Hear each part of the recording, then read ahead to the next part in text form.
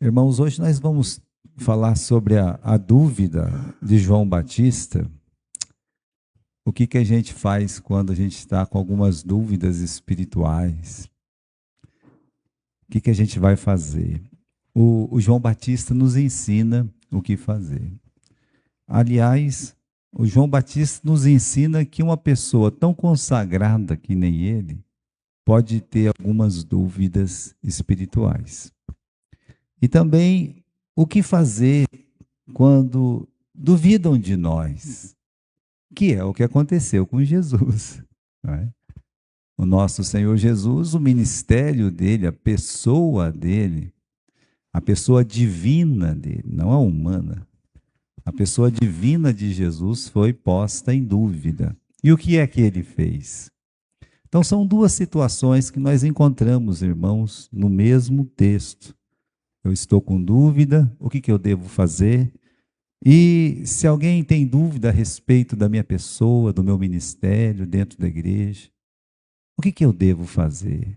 Lá no meu trabalho, o que eu faço? Então nós aprendemos, primeiro com João Batista, e depois nós aprendemos com Jesus. Mas olha o versículo 17, porque nós temos uma notícia aí no versículo 17. O que está falando? Que correu a sua fama, aquela fama milagrosa. Se a gente voltar um pouco nas nossas últimas mensagens, Jesus ele está lá na montanha, pregando o sermão da montanha, e quando ele desce, ele cura um leproso. Irmãos, curar um leproso já é uma coisa muito espetacular. E aí ele entra na cidade, quando está chegando, então ele é comissionado a curar o filho do centurião lá, o servo do centurião. E ele cura à distância. Ele cura. Depois ele vai para a casa da sogra lá do Pedro e cura. Está lá, a mulher está doente, está febril, ele estende a mão para ela, tira ela daquele estado febril. No outro dia de madrugada, sai andando, percorre 30 quilômetros, morro acima, e na porta da cidade de Naim, o que ele faz? Uma coisa que há quase 1000 anos não acontecia. Uma ressurreição. Ele ressuscita o filho da viúva de Naim. E aí você tem essa situação do versículo 17, que é até antecedida pelo versículo 16, porque houve um grande temor entre as pessoas, e eles chegaram a algumas conclusões aí no versículo 16, como vocês podem ler. Olha, um grande profeta se levantou entre nós. Mas o mais importante é que Deus visitou o seu povo. Veja. Então, quando as pessoas começaram a falar essas coisas, e a fama, que fama? A fama de um homem que ressuscitou um menino. Olha, você vê essas coisas acontecendo pela televisão, aí pelo rádio, aí, aquela converseira toda que você nunca vê, você nunca conhece uma pessoa que realmente foi curada de uma cegueira de nascença. Quem já viu isso aqui? Mas Jesus, ele era capaz disso. Então a fama dele começou a correr na Judéia, nas regiões circunvizinhas. E aí, meus irmãos, é que nós temos o quê? Nós temos que os discípulos de João estavam misturados naquele populacho. Estava misturado no meio daquelas pessoas. Mas quem era discípulo de João? Muitos ainda eram discípulos de João. Muitos não passaram a seguir Jesus e ficaram seguindo João, e ele está preso. João foi preso. Então eles começaram a ouvir aquelas notícias, Jesus de Nazaré, olha, Deus visitou o seu povo, um grande profeta se levantou entre nós. E aqui você tem o momento mais famoso de Jesus. Então os discípulos de João Batista correram para fofocar. Eu acho que é isso mesmo que aconteceu, pela reação de João Batista. Correram lá para contar essas notícias. Olha, João, todo mundo só fala de Jesus, todo mundo só fala dos milagres que ele faz. Olha só aí, João, né? Então, irmãos, você tem aqui um maior momento de Jesus, um momento de mais glória deste mundo de Jesus, que ele está famoso, coincide com o momento mais baixo do João Batista. É um contraste.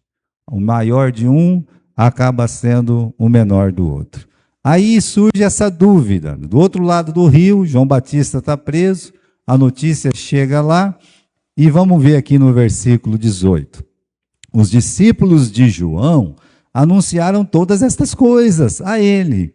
E João, chamando 2 de seus discípulos, enviou-os a Jesus, dizendo: És tu aquele que havia de vir, ou esperaremos um outro? Olha só. Então nasce a dúvida no coração daquele que o próprio Senhor Jesus vai dizer aqui. Se você ler aqui embaixo, só um pouquinho, né? Aqui embaixo, no capítulo 7, no versículo 28, ele fala assim: entre os nascidos de mulher não tem um profeta maior do que João.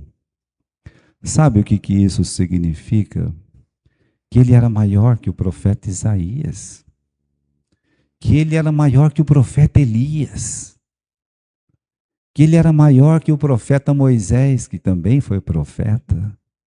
Ele era maior que o profeta Abraão, porque ele foi chamado de profeta.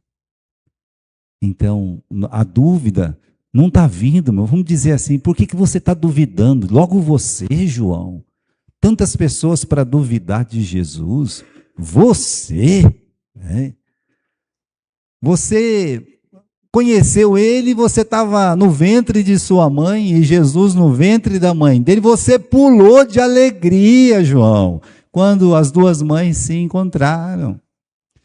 Você estava anunciando, Jesus ainda não tinha começado o ministério dele, e João já pregava, já era famoso, pregando: arrependei-vos e crede, né? Está chegado a vós o reino dos céus. Você, João, viu a pombinha descer na cabeça dele e disse: eis o Cordeiro de Deus que tira o pecado do mundo. Não é uma pessoa qualquer. Ainda se fosse um Gilberto da vida que duvidasse, ainda que se fosse, meus irmãos, ali um fariseu, um escriba, Pilatos ou Herodes, Caifás, mas é João. E não é qualquer João. Ainda tem o Tomé. Tomé duvida de tudo, mas não é nem o Tomé. O Tomé provavelmente já está nesse bolo de apóstolo. Mas estamos falando que aquele homem que disse assim: importa que Jesus Cristo cresça e que eu diminua, ele está com uma dúvida no coração a respeito da pessoa e da obra do nosso Senhor Jesus Cristo. Primeiro, que mostra uma humanidade muito grande de João, que nós temos que perceber essas coisas nas Escrituras. A Bíblia é aquele livro que pega os seus heróis e fala o pior dos seus heróis. Ela não tem problema de falar o pior dos seus heróis. Por quê, pastor? Porque para a Bíblia só tem um que é grande, só tem um que é digno. Quem que é? Que é Jesus. Ele é a grande personagem. Então aqui nós estamos falando de um homem que Jesus vai elogiar ao máximo ele, em muito sentido. Mas nesse momento, irmãos, ele está com dúvida. Agora, coincidiu com o momento mais difícil da vida dele. Por quê? Veja bem, ele está preso. Por que ele foi preso? Ele condenou Herodes: não é lícito tomar a mulher do seu irmão. E aí o Herodes disse: prenda esse homem. Prendeu, ficou lá, naquela cadeia, úmida, suja. E uma vez, meus irmãos, que ele está preso, ele não pode mais pregar a público. Já não tem aquele público para ouvir. Já tinha diminuído o público, é verdade, mas ainda tinha. E eu estava dizendo ontem, né? Teve uma dupla sertaneja que foi dar uma entrevista uma vez. O que é a pior coisa que pode acontecer na vida de um artista? Eles disseram: é quando não tem mais público. Esse é o medo de todo artista. Por isso que eu acho que a profissão que mais tem depressão é artista, porque vocês estão bonitinho, legal, tal, tá todo mundo atrás. Aí de repente envelhece um pouco, não faz mais sucesso, tem que vender alguma coisa na rua aí, eles ficam tudo depressivo, não tem coragem de viver. Veja, João, ele está no pior momento dele. Imagine que toda a Judéia, Samaria, circunvizinha, ia atrás dele para ouvir a sua palavra, ia atrás dele para ser batizado. Centenas, milhares de pessoas foram batizadas por João Batista. E agora ele está como? Agora ele está preso. Tudo bem. Mas aí vem, meus irmãos, aquele sentimento de abandono. Abandono de Jesus. Ele que pregava tanto de Jesus, podia perguntar, e se ele perguntou isso, eu não o condeno. Porque nós fazemos cada pergunta boba para Deus, cada pergunta esquisita que a gente faz para Deus. Mas vamos dizer que ele perguntasse assim: eu fiz tanto por Jesus, e ele não veio nem me ver, ele não veio nem me visitar. Ele não podia chegar aqui, olha, eu sou Jesus, eu vim visitar o Batista. Eles teriam deixado. Mas nem isso. Então, irmãos, ele podia dizer assim: eu sou um esquecido aqui nesse lugar, sozinho aqui. Tá? Então, isso dá um sentimento de tristeza muito grande. Um no auge, o outro esquecido, misturado lá naquela poeira de prisão. Então, podemos falar desse desapontamento com Jesus, não é? E também um outro tipo de desapontamento com Jesus, que vem da mensagem e da vida que Jesus vivia. O próprio Senhor vai comparar uma vida com a outra. Veio João Batista que não comia, não bebia. Agora veio o Filho do Homem que come e bebe, ou seja, um era mais fechado, o outro era aberto ao público, aceitava ir nas casas para almoçar, para jantar, aceitava ir num casamento. João Batista não. Mas a diferença da mensagem era muito grande. Não que não fosse a mesma, mas o jeito de pregar. A palavra do João Batista, no arrependimento, na firmeza, o machado está posto à raiz da árvore, né? E vai cortar aquela que não dá fruto, e vai jogar, e vai queimar. Vê, irmãos, é uma mensagem pesada, sabe? Raça de víboras, quem vos ensinou a fugir da ira vindoura? Então você tem um homem aqui que vê que o Messias vai vir com esse machado na mão e a peneira da justiça. Ninguém vai escapar desse Messias. E aí me vem um Messias que senta na beira de um poço e conversa com uma mulher samaritana. Aí vem um Messias que lava o pé dos seus apóstolos. Aí vem um Messias que, ao invés de uma espada lutando contra os romanos, sobe em cima do monte, olha para o seu público e diz: se alguém bater na face direita, ofereça à esquerda.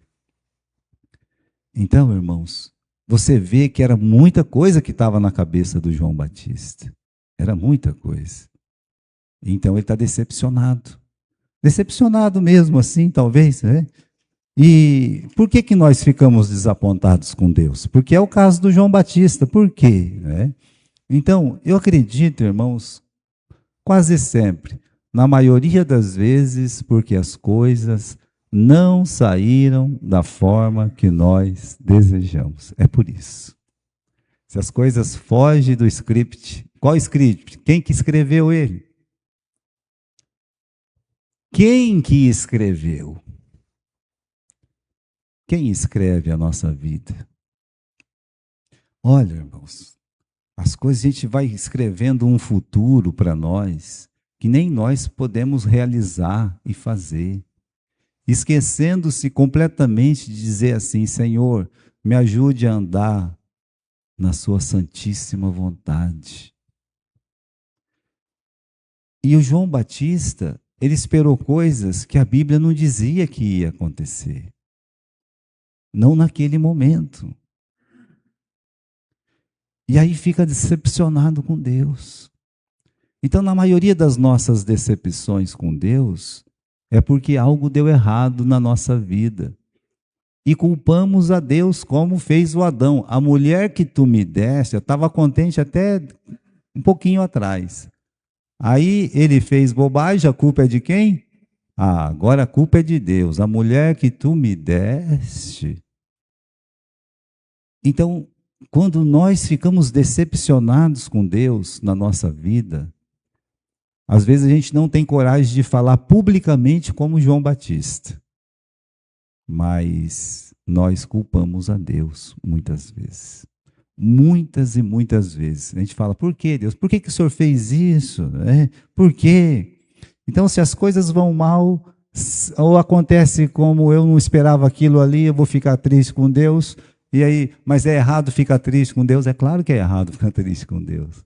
Não, não é não. É errado ficar triste com Deus. Alegrai-vos sempre no Senhor. Alegrai-vos no Senhor. Não diz alegrai-vos no seu dia a dia, com o seu viver. Não. A nossa alegria tem um nome, assim como a nossa paz, a nossa esperança, tem um nome. Aquele nome que tem 5 letrinhas, que é Jesus. Então, quando nós, meus irmãos, ficamos tristes, quando nós ficamos decepcionados, não é culpa de Deus, é nossa culpa. Mas Jesus não foi visitar ele, pastor. É porque não visitar o João Batista ia resultar naquilo que o próprio João Batista tinha dito. É importante que ele cresça e eu diminua. Imagine Jesus indo visitar o João Batista, a fama do João Batista. O João Batista perdeu a cabeça, pronto. Se para umas outras igrejas ele já é o São João Batista, imagine, meus irmãos, se ele se torna aquele vulto milagroso, tal. Mesmo aconteceu com Moisés. Quando Moisés morreu, a primeira ordem que veio do céu, Miguel, pega aquele corpo lá antes que o Satanás pega. E se ele pegar, vai ser uma miséria aqui. Então, o nosso Deus, ele sempre faz o que dá mais glória para ele. E sabe o que deu mais glória para Deus? A prisão do João Batista. Todos os focos, todos os holofotes, inclusive os seguidores de João Batista, deveriam seguir quem? Jesus. E eles estavam seguindo todos? Como eles são chamados no versículo 17?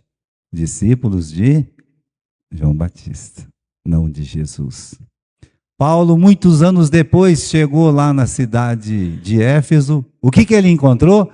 Discípulos batizados por João Batista. Então, deixa ele preso. Deixa ele morrer ali daquele jeito. Ele morreu. Não tem problema. Naquele momento ele foi se encontrar com quem? Com o Senhor. Estará para sempre com o Senhor. Então, irmãos, sempre que você estiver triste, sempre que você estiver decepcionado com Deus, não coloque a culpa em Deus. Coloque em você. Nunca esqueça disso. Você é o culpado, não é Deus. Né? Agora, o que a gente vai fazer quando a gente está desapontado com Deus? O que muitos fazem? Ficam reclamando, ficam amargurando, né? Uns se tornam cegos, ingratos, se afastam, brigam, desviam para sempre da igreja, acham que Deus foi injusto. Acontecem muitas coisas. É por isso que João, ele nos dá uma lição muito importante. Eu estou decepcionado com Deus, aí eu começo, né, a maltratar um aqui, o outro ali, eu começo a faltar na igreja, eu começo a deixar de ler a minha Bíblia, até me afasto. E fico conversando com todo mundo, falando, olha, né, Deus não me ama, como a Bíblia diz e tal. Não. Que tal fazer como João Batista? Você está triste com Deus? Você já não está certo de estar triste com Deus. Mas se você estiver triste com Deus, o João Batista nos ensina. Vai falar direto com quem? Com Deus. Por que ele não foi direto? Porque ele não podia, ele estava preso. Quantos discípulos ele tinha? Muitos. Quantos discípulos ele chamou? 2. Por que não foi só um, pastor? Porque tudo tem que ter 2 ou 3 testemunhas na Bíblia. Então, ele não fez um estardalhaço, não. Vai perguntar para ele se precisamos esperar outro, ou se ele é o Messias. Não. E talvez ele chama em off e diz, vai lá, pergunta para ele se devemos esperar outro, ou se ele mesmo é o Messias. Olha, aprenda a tratar as suas decepções espirituais diretamente com Deus, com Cristo. Primeiro, porque só Ele pode enxugar suas lágrimas. Esse é um grande motivo. Para você estar decepcionado com Deus é porque o seu coração está chorando. Então você vai direto com Ele. Trata com Ele lá, conversa com Ele, e somente Ele pode te dar a verdadeira resposta. Porque os homens podem não ter a verdadeira resposta, mas Deus, Ele sempre tem a verdadeira resposta. Lembra que nós falamos do José a semana passada? Que é uma pessoa que podia ficar mais decepcionada com Deus do que José. Tão certinho na vida dele acontecer tanta tragédia. E ainda falar, olha, eu estou tão inocente. É verdade, estava inocente mesmo. Só que quando ele estava lá governando o Egito, veja, ele deve ter falado assim, Deus tem um propósito na nossa vida. Porque ele fala isso para os irmãos. Quando os irmãos, estão com medo lá, ele fala assim, olha, fique em paz.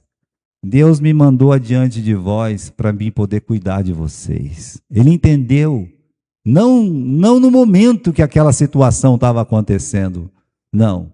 Mas ele entendeu depois que Deus tem um propósito eterno para todas as coisas. Foi Deus, não foi vós que me vendeste, mas foi Deus que me enviou adiante de vós. Ele não culpa os irmãos. Ele entende que aquela mão de Deus é poderosa e vai fazer alguma coisa. Então, quando você estiver triste, você estiver conversando com Deus, peça para Deus, Senhor, me ajude a ver o propósito, aquilo que o Senhor deseja para a minha vida. Eu sei, olha, que todas as coisas cooperam para o bem. Isso é um versículo que nós não podemos esquecer.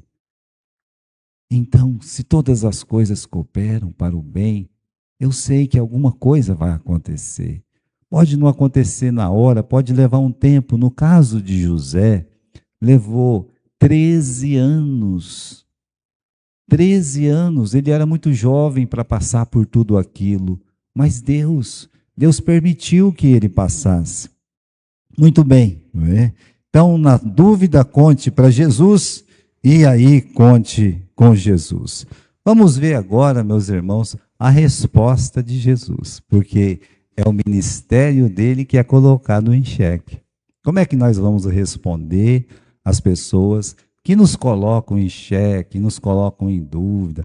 Às vezes você está lá no seu trabalho, seu serviço, a sua vida mesmo pessoal ali é colocada em dúvida. Seja na igreja também, o que você faz é colocado em dúvida. E como é que nós vamos responder isso? O João Batista mandou perguntar se o Senhor é o Messias mesmo ou devemos esperar um outro. Primeiro que Jesus podia se ofender. Se ele mesmo me chamou de Cordeiro de Deus, se ele mesmo disse que era para eu crescer e ele diminuir, que pergunta boba é essa aí, rapaz? Eu não vou responder essa pergunta boba, não. Vai, né? Era uma reação normal. Quantos reagem desse jeito? O mais incrível, sabe o que é? Que Jesus não responde. Ele poderia dizer, eu sou o Cristo. Perguntaram para João, tu és o Cristo? Ele disse, não, eu não sou. Agora, João está perguntando para Jesus, tu és o Cristo? Era só ele dizer, eu sou. Queridos irmãos, quando as pessoas estão com dúvidas, a sua resposta verbal tem pouco valor. Na verdade, elas podem usar a sua resposta para duvidar ainda mais. Ele falou isso, mas, sabe? Aí a pessoa vai lá. Porque o que não falta é maldade. Ele poderia verbalmente dizer: eu sou o Cristo. Estou aqui, eu sou. Lembra que ele disse que muitos virão em meu nome, dizendo que eu sou o Cristo? Então, antes dele veio alguns dizendo: eu sou o Cristo. No tempo dele tinha pessoas dizendo que era o Cristo. E agora, meus irmãos, até o final dos tempos, sempre vai aparecer alguém dizendo: eu sou o Cristo. Então, só de dizer e falar, não vai mudar nada, nada. Dá uma olhada aí o que Jesus faz depois dessa pergunta. Então, aqui no versículo 21, né, que é a resposta, na mesma hora curou muitos de enfermidades, de males, de espírito mau, deu vista a muitos cegos. E respondendo então, Jesus disse: ide anunciai a João o que tendes visto e ouvido, que os cegos estão vendo, os coxos estão andando, os leprosos são purificados, os surdos ouvem, os mortos são ressuscitados. Aos pobres anuncia-se o quê? O Evangelho. Deixa eu dizer, irmãos. Naquele mesmo instante que veio a pergunta, ele começou a fazer algumas coisas. É engraçado que o último versículo do texto diz assim, que a sabedoria é justificada pelos seus filhos. Você consegue ler isso no capítulo 7? Dá uma olhada aí. No capítulo 7, aí desse texto, no versículo 35, mas a sabedoria é justificada pelos seus filhos. Você sabe como está escrito no livro de Mateus? No livro de Mateus não está escrito assim. Está dizendo assim: a sabedoria é justificada pelas obras. Então, quando veio a pergunta se ele era o Messias, ele fez as obras do Messias. Quem que pode curar um leproso? Quem que pode restaurar um cego de nascença? Quem que pode olhar para um coxo e dizer, toma sua cama e anda? Quem pode ressuscitar? Então, quando ele começou a agir dessa forma, eu acredito que isso levou algumas horas do dia para acontecer. Porque ainda ele diz no final do versículo: aos pobres é anunciado o quê? O Evangelho. Então, provavelmente ele fez muitos milagres durante aquele tempo. Depois ele pregou o Evangelho, que é morte, sepultamento e ressurreição de Cristo. Então, algumas horas, meus irmãos, e ele está fazendo isso, parece que ele não quer responder a pergunta dos dois. De repente, em algum momento lá, ele para e vai tratar com os dois. Vai lá dizer para João Batista o que vocês estão vendo e o que vocês estão ouvindo. Na verdade, Jesus pega e diz: vai dizer para João Batista o que vocês estão vendo e ouvindo, para ele comparar se na Bíblia está igual. Se é isso mesmo que o Messias tem que fazer. Olha o livro de Isaías no capítulo 42, tá? 42, versículo 6 e 7. Isaías, capítulo 42, versículos 6 e 7.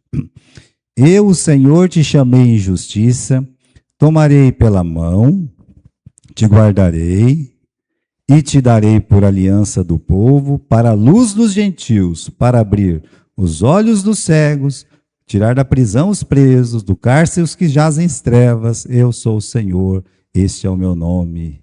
A minha glória, pois, eu não entrego para outro. Olha, irmãos, quando ele começa a fazer esses sinais, e se tem uma pessoa que conhecia a Bíblia, era João Batista, o que Jesus está dizendo é o seguinte: compara com o que está escrito. Você quer saber quem que é o Messias?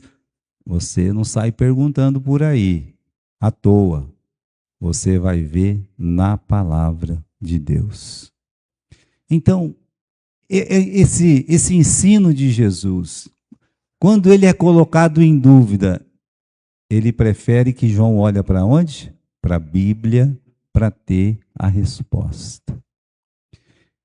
Se você, aonde você estiver, aonde for, se você for colocado em dúvida, sabe o que você faz?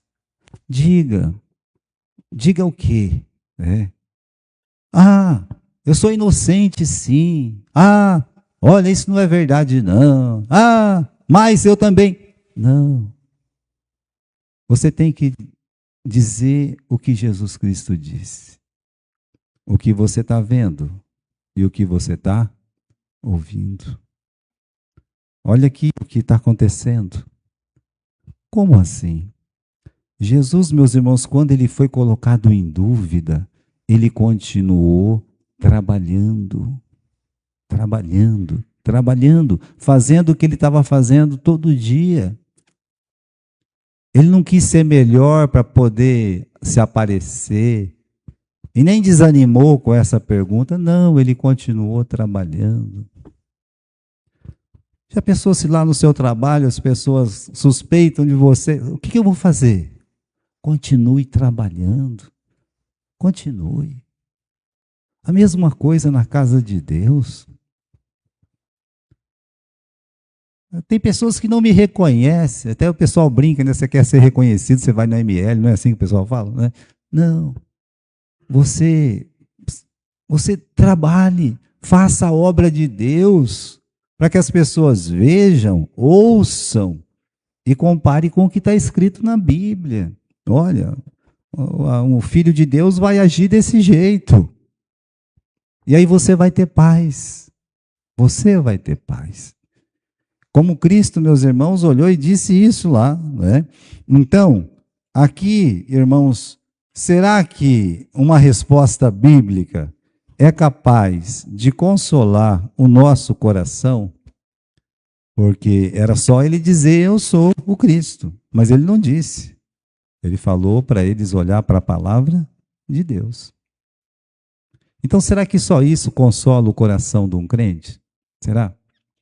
Bem, quando Jó estava em dúvida, quantas vezes Deus olhou para ele e disse, Jó, nós estamos quase ganhando.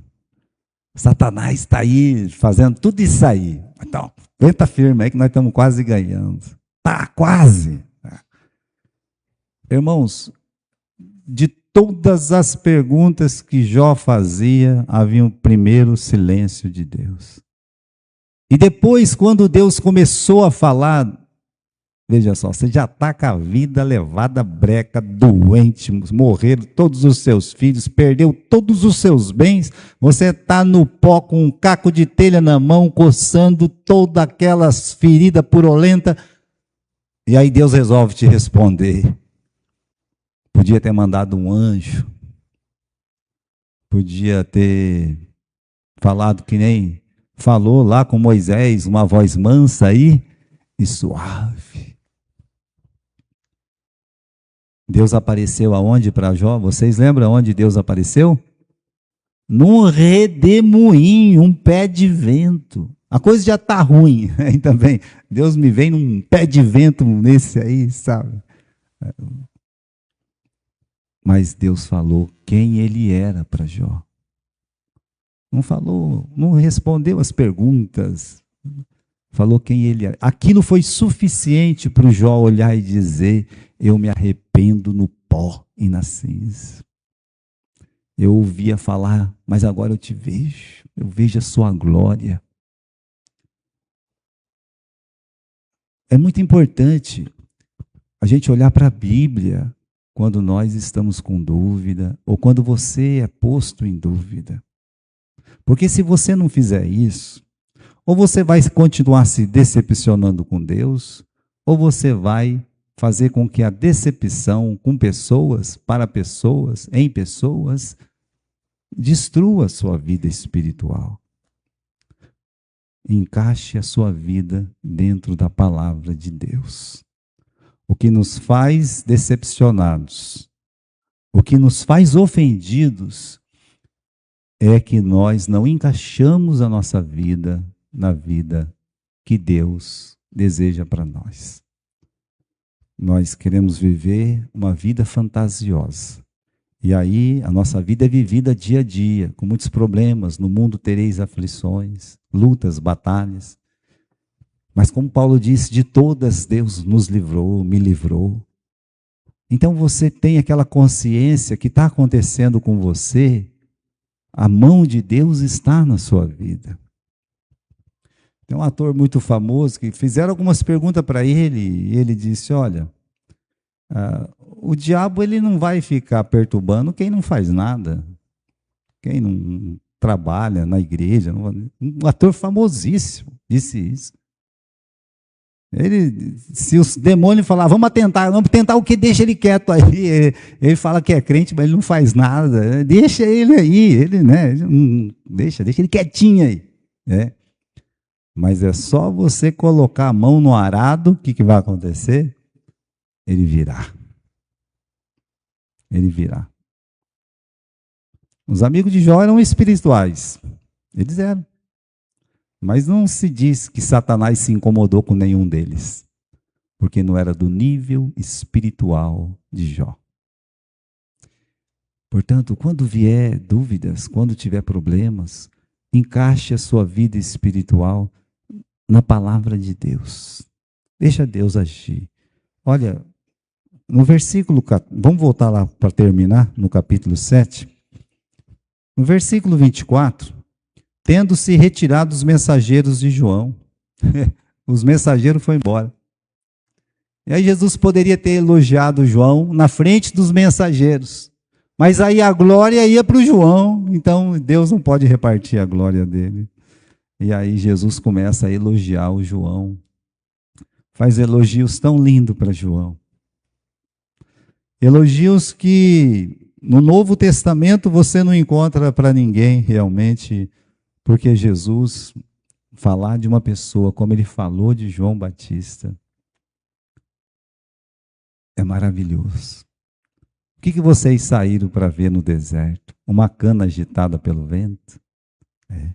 Não é isso que ele diz aí no versículo 25? Mas que saíste a ver? Um homem trajado de vestes delicadas? Os que andam com preciosas vestiduras em delícias estão nos palácios reais.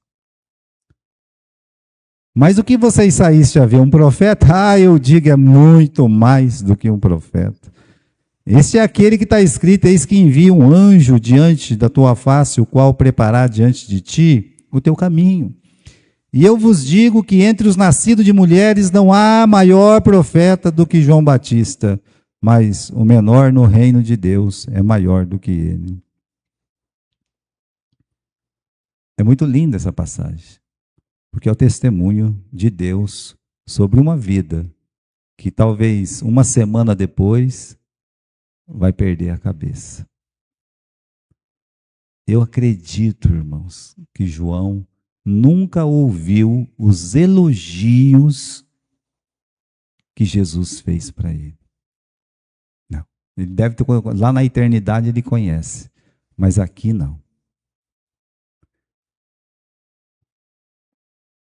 Mas eu acredito também que quando ele recebeu aquela resposta, os milagres estão sendo feitos, aos pobres é anunciado o evangelho. Ele deve ter olhado e dizer, glória a Deus, é o meu Senhor, é o meu Cristo. Então aquilo satisfez ele. Só de saber que era o seu Cristo, então aquilo o satisfaria. E as dúvidas acabam. Totalmente. Por quê? Porque Cristo encheria o seu coração. Então, se Cristo enche o nosso coração, as dúvidas vão se dissipando, vão embora, vai se acabando todas. Que é o que nós devemos fazer, irmãos. Quanto mais nos enchemos de Jesus, menos dúvidas teremos na nossa vida. E quando surgir os problemas, bom, Senhor, eu levo a Ti as minhas lágrimas, minhas lamentações, estou bravo, mas Ele te dará uma resposta de paz. Deus vai te dar. Você tem que buscar dele e Ele dará. Amém?